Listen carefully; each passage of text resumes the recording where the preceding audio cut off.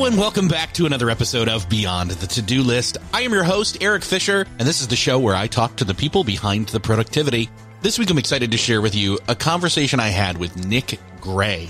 Nick is the author of the book, The 2-Hour Cocktail Party, How to Build Big Relationships with Small Gatherings. And in this conversation, we explore different kinds of ideas for basically throwing a cocktail party. Now, it doesn't have to involve actual cocktails. If you don't need that or want that, you can make that available. But the big idea here is to connect with others, to follow through on the structure of hosting a party, why hosting a party is good, how hosting events can be a catalyst, essentially, for personal and professional growth.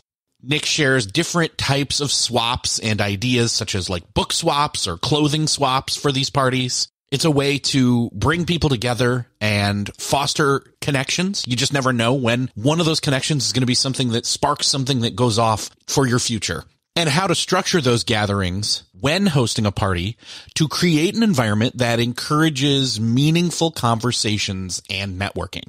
And we talk a bit about networking stereotypes. We break those down when it comes to introversion and extroversion and shyness and outgoingness, that basically anybody can host a party using the method he outlines in his book, The 2-Hour Cocktail Party, to build big relationships with these small gatherings. And in fact, we even give a little bit of a challenge at the end of the conversation. So stay tuned for that.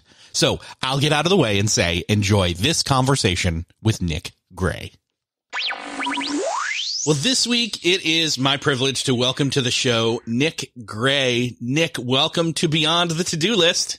Hey, we're beyond the to-do list, and maybe we're beyond networking if we're going to talk about that. I don't know. I'm excited. Yeah, well, we're definitely going to talk about that. I mean, I want to not just talk about the book the whole way through, but let's throw it out there and then let's talk some context. Let's get some good kind of ground laid here. So you have a book called The 2-Hour Cocktail Party, How to Build Big Relationships with Small Gatherings. I love networking. But like me, I think a lot of my audience for this show are introverts. And so I empathize. I feel you, in other words, people. And I know networking can be hard. You've got to lean in and use long distance tools like this podcast where Nick and I are talking miles and miles apart. But Nick, I'm curious, what led you to this book? Because this is not your normal thing, or at least at some point you had a catalyst and said, no, I need to do this, and then I need to talk about this. Yeah, I was not always an extrovert or just not good at social stuff. I moved to New York in my mid to late 20s, and I kind of struck out at all these networking events and social events. I would go to these things oftentimes held in like loud, crowded, dark bars. And I'm not good at going up to like random people that I don't know and introducing myself and trying to sound interesting. And I would leave those events not really having met anyone and feeling like a loser, kind of like I was doing something wrong, like I was the problem. And certainly there are little skills you can learn to get better at that. But also it wasn't that I was bad at networking. It's that I was going to bad networking events. I kind of joke about this, that like, you know, who does well at these normal networking events? It's like two types of people, extroverts and drunk people. And I was neither of those things. So I started to host my own events. And I was like, look, if these events aren't good, I'm going to learn how to do a good one. And I'm going to get good at that. So I hosted hundreds and hundreds of events in New York City, experimenting to find the perfect formula that really helped me build a world-class network that I then later used to launch a multi-million-dollar business. I've since helped other people learn how to do the same exact thing. I've taught over 400 people how to host their first event. Introverts, extroverts, people that have never hosted a party are the ones that usually follow my plan. But that's what I'm obsessed with now. It brings me so much joy. And I spend almost every hour of every day thinking about that. That's awesome. And I can totally empathize with you as well in those networking events where it's dark and loud and you're surrounded by strangers and booze. If all of that, other than maybe the booze for some people, makes you feel uncomfortable, it's like, what am I doing here? And we know that the magic most of the time, secretly at event people don't necessarily want to tell you this or admit this, is that the content of the event isn't necessarily the best part of the event. It's the connections with the other humans that you make. And it's those relationships you start and or foster. I mean, that's always one of the best things is when I go to an event and people I already know are going to be there. But again, that doesn't create new connections and longer lasting friendships. Yes. That's so funny that you mentioned that. It's funny because conference hosts will work so much on the speakers and the narrative and the theme, but then all the benefit comes in the hallway, in between sessions and at the meals when you mix and mingle with people. Anyhow, my gist is like I have a little bit of structure to my gatherings. And I think that's what makes them different from the average networking event or happy hour. I think when you give people structure, it actually lets them relax a little bit, especially introverts when they know what to expect. It gives them a little more confidence and certainty towards go into something like this. And when people know the boundaries or the rules, they know how to play the game. And the game at my events is like, how many people can I get you to talk to? Because I think any big relationship, any new friendship, business, partnership, even romantic relationships, any one of those starts first at the acquaintance level. The like, get to know you. Hey, you're interesting. I want to keep talking to you. That's where everything begins. And that's really what my parties are about, is that beginning phase. And see, I see some people saying, okay, if you're calling it a game, I don't think you really treat it as a game. It's not gamification of networking. It's one of those things where I think people are having flashbacks to icebreaker type stuff that they're forced to do in a work setting. And that's not what you're talking about. Exactly. By the way, most people hate icebreakers because most icebreakers are done very poorly. The host is trying to come up with the most creative gotcha question. I get this a lot. Oh, I need more icebreakers. I need more ice. I say, I don't think you need more icebreakers. If you think you need a list of 200 icebreakers, you're doing it totally wrong. The purpose of the icebreaker is not the most creative question. And in fact, that's usually really bad. It puts people on the spot. It gives them anxiety. At the beginning of my parties, I want to do an icebreaker that's as easy as possible, that just gets people talking. So one of the questions that I usually ask, I'll just say, hey, say your name, say what you do for work or how you spend your days, and tell me one of your favorite things to eat for breakfast. Now, that breakfast question works. I mean, I can go into the theory behind it. I've done thousands of icebreakers. Anyhow. Yeah, I think that the thing for me is that if you're not already bought into the idea that the power and the magic is in the hallways at events, and we're basically saying, hey, let's have that, but on your own terms type of you didn't pay thousands of dollars for flights and or driving and Ubering and food and housing. If you want to eliminate all that, but get the best out of an event and just have it where you are, that's what this is about. This is about learning to host a party. And again, I know for a lot of people that's scary, but I can tell you over time, even myself personally, as an introvert, I have learned that it is possible to actually, you know what? Let's take 30 seconds.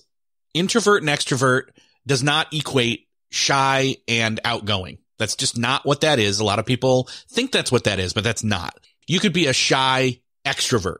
You could be shy around people, but get energy off of those people because you're an extrovert.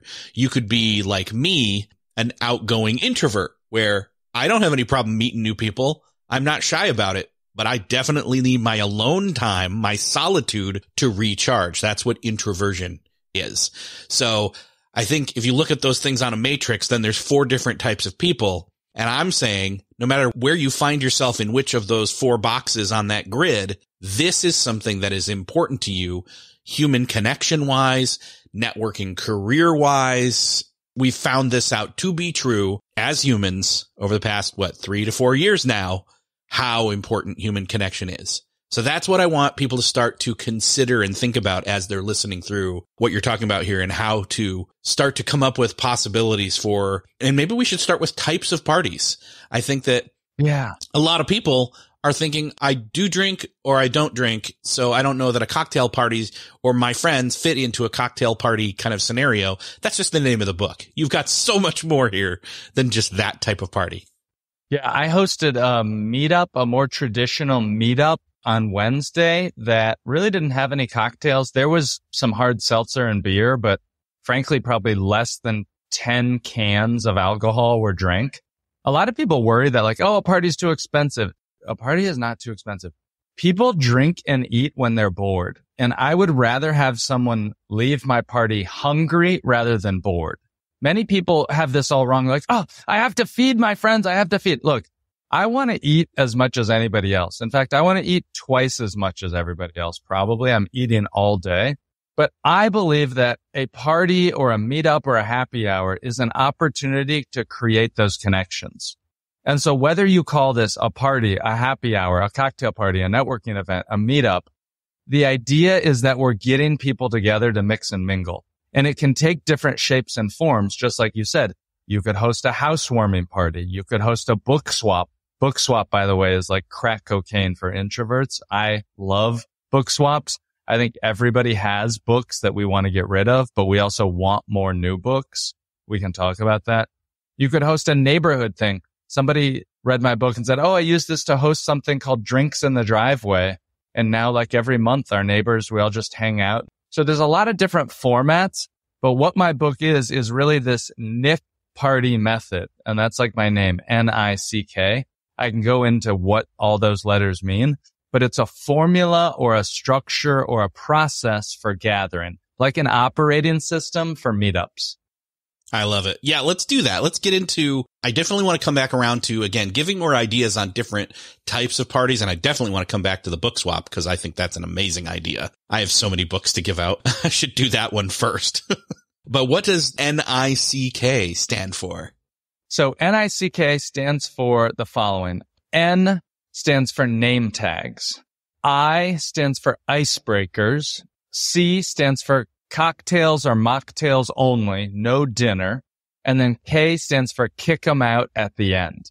Their party's only 2 hours long. I love that there's a time constraint. So somebody who, again, maybe wouldn't consider coming if they know they just need to come for that one duration of time. Okay, I can make it that long. That's cool. Again, because even if you're outgoing, but you're introverted and you know you're going to have to recharge, fine. You go in charged and then you come out and you know, okay, I only need to interact for 2 hours and then I'm good. Setting those expectations is a lot of what I think about for a successful event. And that 2 hour time limit does a couple things. Number one, it gets more people to show up on time. Have you ever been invited to like a barbecue on a Saturday at 2 p.m.? And you're like, well, obviously I'm not going to show up at 2 p.m. I'll show up at 3. Or then you do all these like cultural calculations. You're like, okay, well, the host is from Central America, but then their wife is from here. Obviously I need to show up 3 hours late, but I don't want to be offensive. When you have a 2 hour party, it compresses the awkward zone. And the awkward zone happens at every single gathering. And it's that first 15 to 30 minutes when not a lot of people are there yet. And the ones that are there, it's like there's not enough energy or momentum for the party to exist on its own. And you as the hosts are like, you're in this weird mode. When you have a 2 hour party, it compresses the awkward zone. People know, hey, if I show up an hour late, I'm going to miss an hour of the party, right? So they're much more likely to show up on time. And in fact, folks who read my book, I hear that all the time. They're like, 7 people showed up right on time. I was amazed. But it really just helps get the energy going. So number one, it compresses the awkward zone. Number two, you're more likely to get yeses from people. A 2 hour party is much easier to say yes to versus a dinner party. It can be kind of open-ended. And then number 3 is I suggest hosting these parties on non-socially competitive nights. For me, that's Tuesday and Wednesday night. Okay, I can talk about why. But when you host on a Tuesday or Wednesday night and it's only 2 hours, people know that this is not a blowout bender. They have work, they have school, they have duties to get back to. And so this is a tight time frame of compressed social activity. I don't know, maybe I'm too type A, but I love it. I'm obsessed with it. I love that you're removing the obstacles to the yes, I'll be there right then and there with the time frame as well as doing it on the right night of the week. I love it. Yeah. a lot of removing obstacles to make it as easy as possible for people to show up. Another obstacle that we remove is you don't ask people to bring something.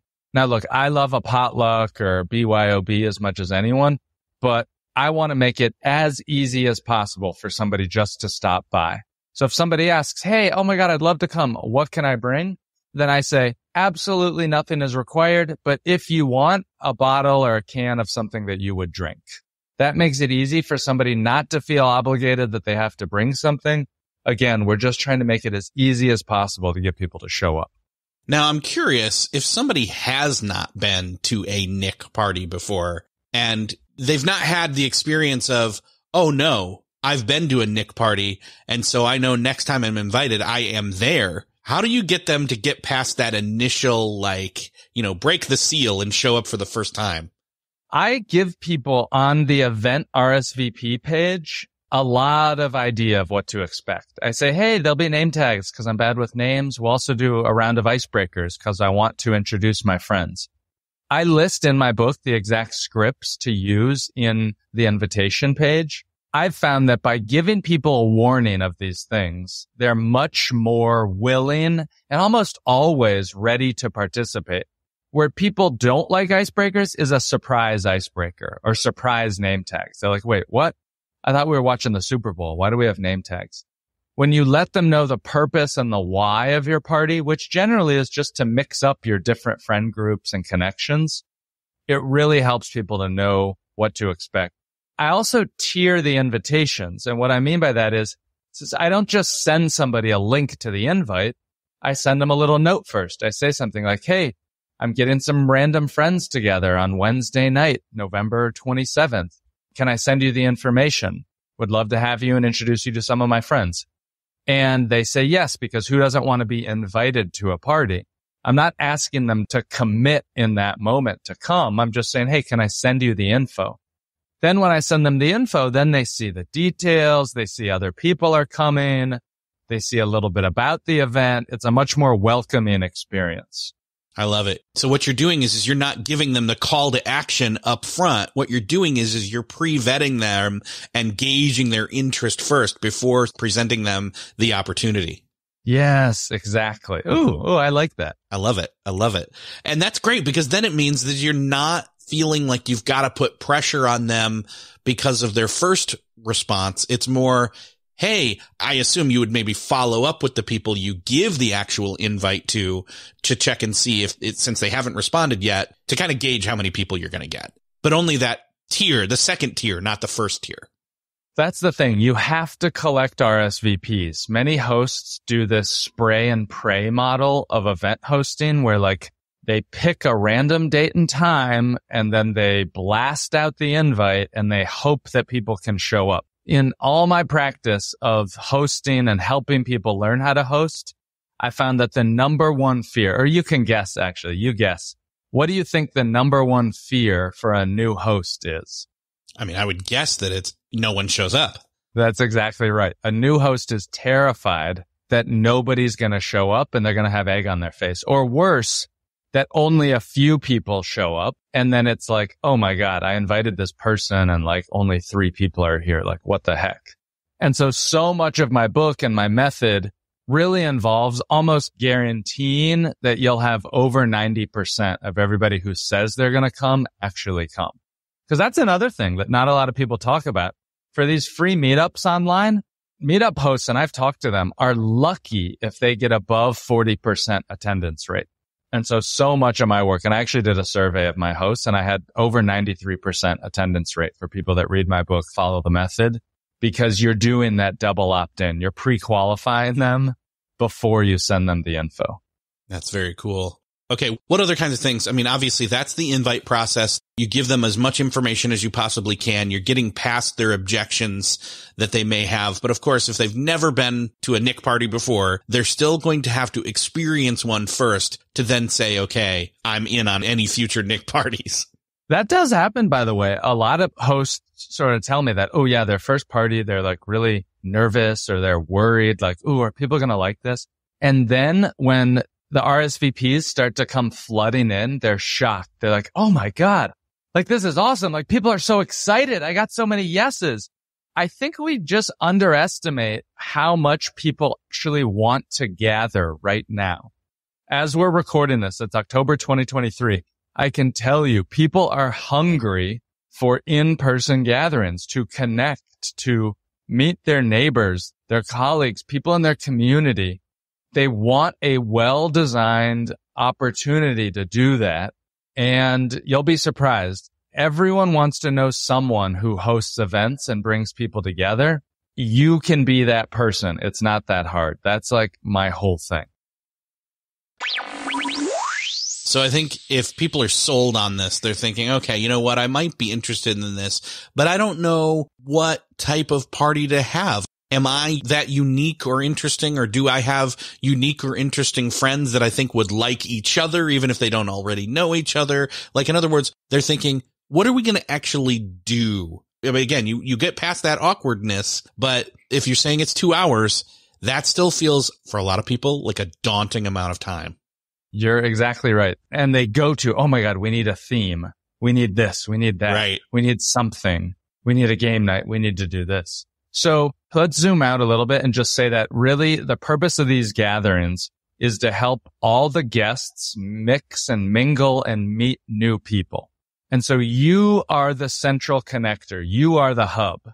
And you know people from different walks of your life. I'll just give you an example. I talked to a guy, Charlie, in North Carolina last week.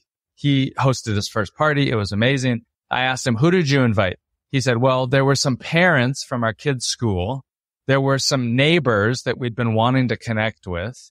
And then I had some people that were old colleagues or current colleagues. And those were kind of the three buckets: the parents, the neighbors, and then his work folks. And he said he had about 6 people come. So 3 couples approximately from each of those groups. And he was the linchpin. He was the central. He said, I was so surprised who got along with who. I thought that I knew, but I was surprised. Some of the people I never thought would get along hit it off and ended up having long, deep conversations. I can't stress this point enough. The purpose of the party, when you can fill the room with, let's say, 18 people, there's going to be enough connection and conversation for people mixing and mingling. And you're going to let people know, hey, the purpose of this party is that I've met all these interesting people here in town. I just want to get everybody in a room to mix and mingle. Now, the party actually has, and the book shows minute by minute play down of what happens. You're going to lead about 2.5 rounds of icebreakers that serve to add a little bit of structure. And that structure is going to help your guests have the courage to go start new conversations as a conversational crutch. Hey, I heard that you like to do this. I like to do that too. But it's also that structure helps break off existing conversations. And that's one of the key things. Many people are too nice to end their conversations. And so you lead these icebreakers. They actually serve not just to start new ones, but to end the existing conversations. When you stack those 2.5 icebreakers together, let's say they each take about 10 or 12 minutes long, plus you have space in between, the 2 hours will go by before you know it. I had not ever considered that ending of a conversation. I've been in that situation. We've all been in that situation where we just don't know. Okay, I feel like I've talked to you enough, and you and you and you, like we're in a circle here. I feel like I've got to keep it going, or someone else is trying to keep it going. And this is where I will look around the room kind of without trying to let people know that I'm looking around the room to see who else is around. Oh, hey, I got to go talk to them and figure something out, Yes. Oh, excuse me. I'm going to go get another drink or something like that. But it happened to me. I was at a conference recently, and I wish I would have, frankly, been a little more aggressive in talking to more new people. I think the good hosts are the ones that are willing to break up the room and split the conversations. When I host now, I've hosted hundreds of parties, so you don't have to get to this advanced level, but I'm constantly watching the room to see how much the crowd is circulating. That is something that I look for. And I've put some of these structured pieces into the agenda of my events that help the room to naturally circulate a little bit. Now, we've talked a little bit. Obviously, I want to come back around to the book party because that one's really interesting to me. That's just one example. Let's talk about that one and then maybe some other ideas of different types of parties and activities. I'm assuming they all still have this component of show up on time, do some icebreakers, and obviously the N.I.C.K. components. But then there's the overall activity and purpose. Yeah. Yeah. You can do other themes. Here's my advice though, for somebody who's listening to this that says, look, I know the value of building my network. I know that the best business opportunities, clients, customers, business partners, relationships, they actually come from our loose ties or our weak connections, not from our very best friends. And that's the power of a network, is that when you build your network of acquaintances, more opportunities come. And hosting this party or this style of event allows you to develop your network of acquaintances. The best piece of advice I can tell you is that you need to work this like a muscle. Like anything else, just like podcasting, you're not going to start your first episode and be amazing. You have to build it up. You have to learn the skills. The same thing is true with hosting. The best people who get the biggest benefits learn how to make hosting a habit. For that reason, your first party really should be a low-stakes affair. So I can give ideas about housewarming parties. I just talked to a woman yesterday who hosts an Oscars party every year. There's the book swap. You could do clothing swaps. You can do different swaps and ideas. But follow the book and the formula that your first party, it's just to get people together from your different buckets. And this is it may be a little too woo-woo, but for people who think like, oh, I need to have a purpose. Let me reassure you, you are enough. The fact that you are hosting a party at your home, that is enough of a reason to invite people. It is a very special thing that we're not doing enough of. And when you step up to that, you will be shocked at how many people not only accept your invite, but are really excited to come to your party. Now, I have probably some people who are thinking right now, as you said, inviting people to your home. They're like, I don't know about the space that I have at my place, but I could see maybe borrowing a space or renting a space or something along those lines. My initial thought is that doing it in a public place might be a little more awkward and might add a little to the objections of, I can't really do an icebreaker very easily when there's not just the people I don't know and the couple I do, but then all these other people around that aren't with our group that I don't know as well. It adds to the magnitude of the anxiety potentially. Yeah. There's a lot of problems with hosting at bars and restaurants. I have thought about this like more than anybody probably in the whole world. And I would say that for 92% and more people, hosting at home is the best solution, even if you think it isn't. I've heard every excuse in the book. My house is too small. My house is too far away. It's hard to park. My house is too messy. And as I dig into all these people, the answer always is, oh yeah, you're right. I'm going to host at home. I'll talk a little bit about why. Number one, when you host at home, you have the ability to be generous, to provide for people, to give snacks, drinks, basic things. The very nature of inviting someone into your home is so powerful, and it turbocharges the relationships. When you host at a bar or a restaurant or a library or community center, it just feels like a networking event. It just feels like, this is like a meetup. It's not personal and private and intimate. Now, even if you're thinking, my house is too small, my house is too messy, there's a woman I worked with who is a big name as a business coach online. And it just so happened that when she was starting her hosting journey, she lived in a 2-bedroom apartment that what she said was, it doesn't represent what I want to project to people, that I'm this hugely successful business coach. And I said, totally valid. I get that 100%. However, I promise you that people will respect you more for stepping up and being a host and for that vulnerability of inviting them into your home. She was so nervous about it. And she did it though. And she said, you are absolutely right. People now see me as the leader. They don't see me as someone who lives in a tiny 2-bedroom home. They see me as a leader and a gatherer, as an organizer.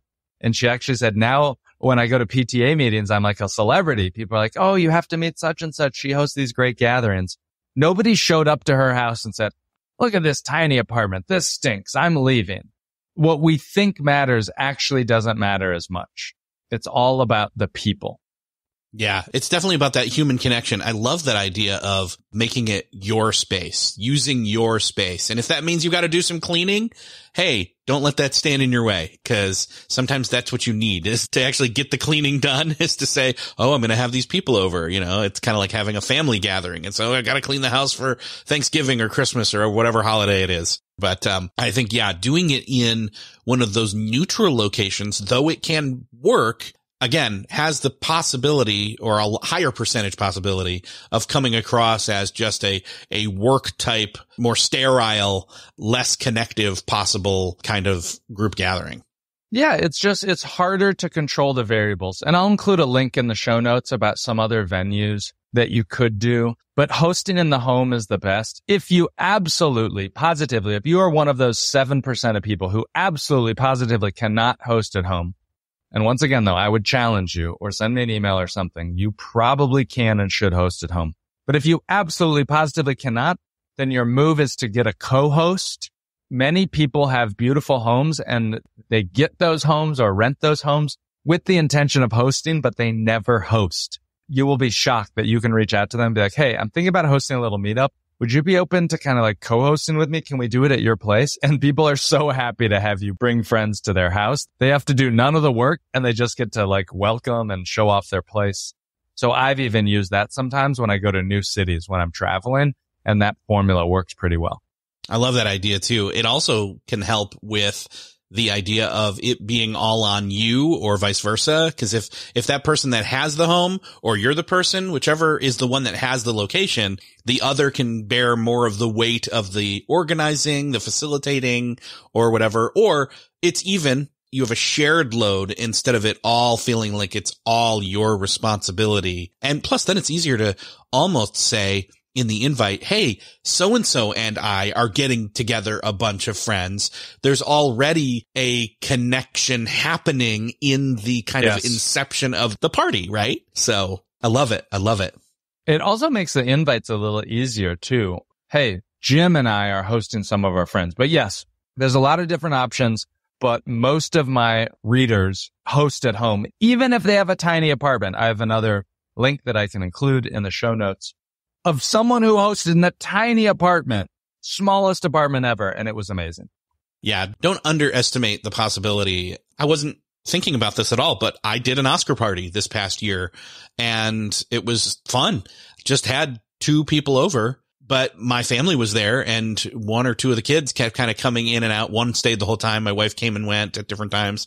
She, more so than me, is the hospitality person. So she did like charcuterie stuff and brought it down and all that kind of good stuff. And so, but again, the whole gathering, I mean, and that's more than 2 hours because the Oscars are like 3.5 or something, but still. That's a good party though. I like that. Is a good party. It was a great party. Honestly, I loved that. So let's talk about this book party, because I know I kept throwing it out there. What is the purpose behind that? Not just the purpose, but the facilitation of that. You bring books you want to get rid of and then come with an open mind of other people are getting rid of stuff too. And I can take, it's almost like puzzle swap or something along those lines. Yes, exactly. It's like a book swap. And so it's not like a book trade where you just bring one book. That's one suggestion that I have for people, is don't make this just a book trade where it's a 1-to-1.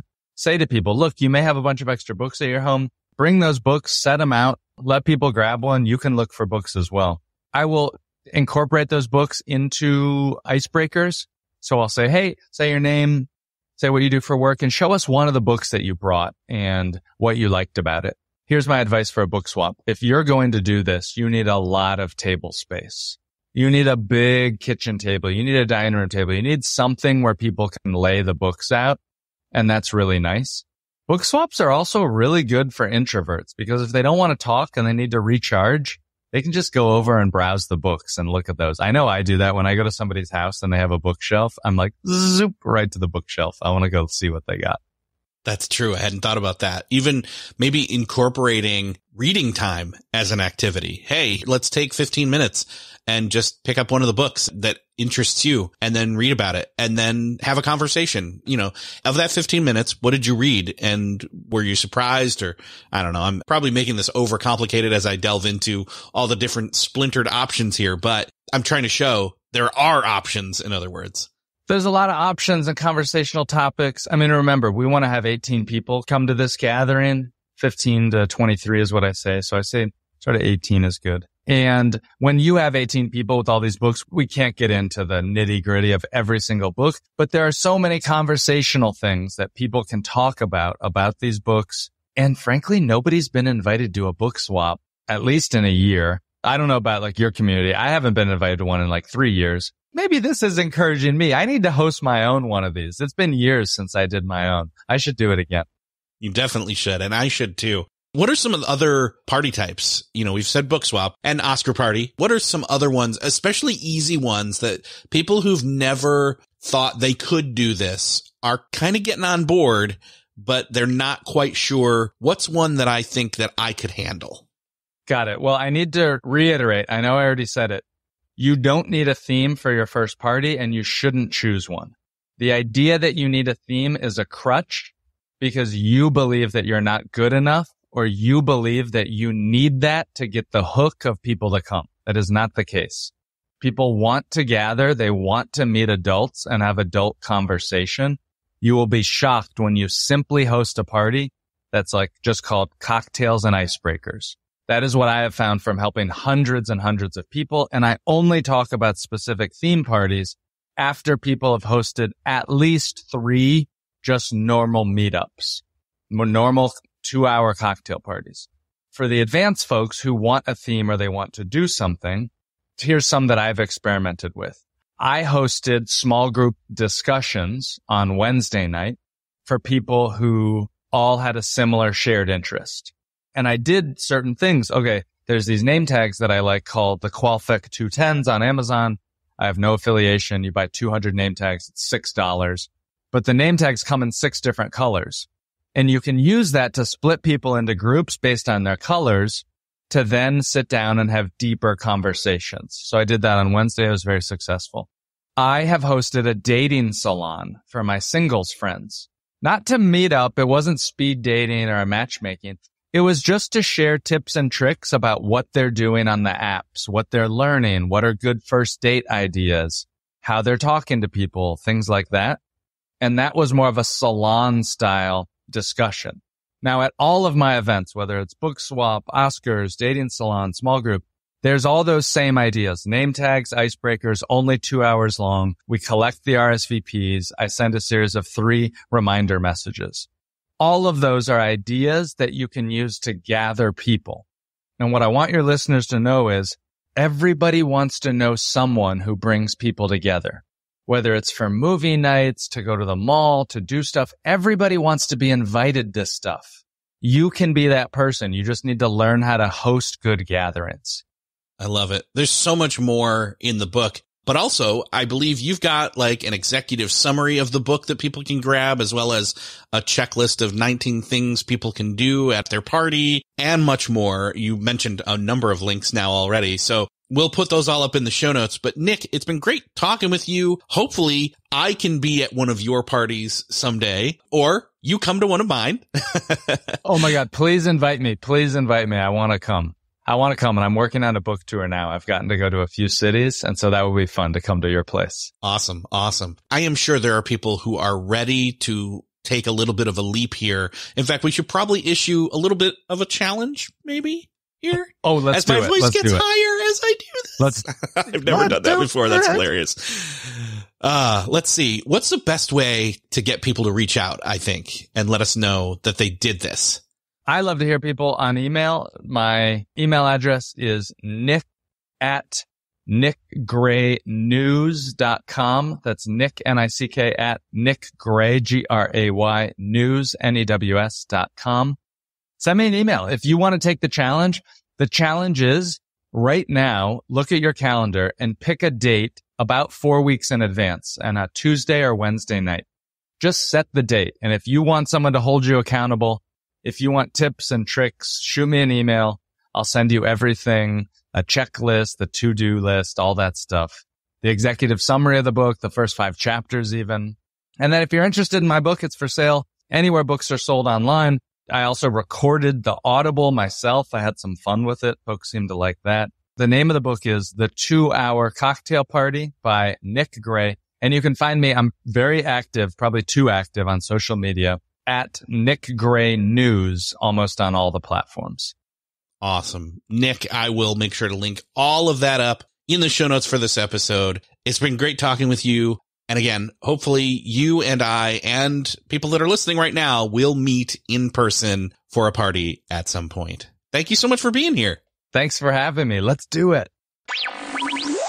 Well, that's another podcast crossed off your listening to-do list. I hope that you enjoyed listening in on this conversation with Nick Gray as much as I did having it. Nick is very fun. In fact, you probably don't know this, but I'm going to spoil it anyway. While we were recording, he was walking on a treadmill at his standing desk. And honestly, I was amazed at the fact that it didn't really come through in the audio, and it kind of boosted his spirits. He had high energy. It was fun. So just trust me, the guy knows what he's talking about, and this book is great. And you can get over yourself, I guess. I'm getting over myself. I am an introvert, but I recharge by myself, but that does not mean I do not want or need social interaction and building relationships. And that is what this book is about. And this is a great way to do it. It's strategic. It's self-contained. And again, we got through all those other objections you may have had. And so I think the next step is really for you to take the challenge that Nick offered. Grab the book. You can find it at the show notes at beyondthetodolist.com. Think of somebody else, or think of many people, in fact, that you want to share this conversation, this podcast episode with. Share it out to them. And in fact, say, hey, I heard about this idea. I'd love to create a gathering, a party, a cocktail party, if you will. Would you like to partner with me? Would you like to attend, et cetera, et cetera? Get those juices flowing. Get those relationships and small gatherings going for all those different book swaps or clothing swaps, et cetera. I know you're going to love it. Thank you again for sharing. Thank you so much for listening, and I will see you next episode.